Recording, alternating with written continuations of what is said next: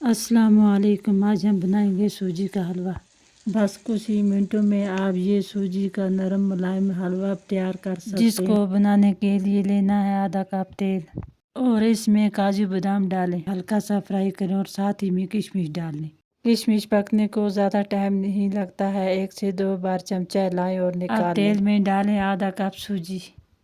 سوجی کو تیل میں ہلاتے ہوئے پکانا ہے۔ 1 چمچ بیسن ڈالیں، بیسن سے سوجی کا حلوہ نرم ملائم بنتا ہے۔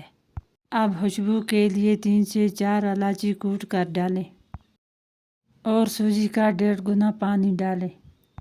پانی ڈال کے لگاتار اس کو میڈیم فلیم پر مکس کریں۔ فوڈ کلر کو سوجی کے ساتھ اچھی طرح سے ملا لیں۔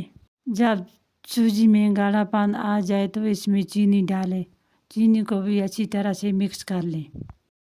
اب ڈرائی فروٹ کو اچھی طرح سے سوجی میں مکس کر لیں۔ ایسے آپ کا مزیدار حلوہ بن کے تیار ہو جائے گا۔ اس ریسیپی کو گھر پر ضرور ٹرائی کریں اور اپنا اوپینین ضرور مجھ سے شیئر کریں۔ ویڈیو کو لائک اور شیئر کریں۔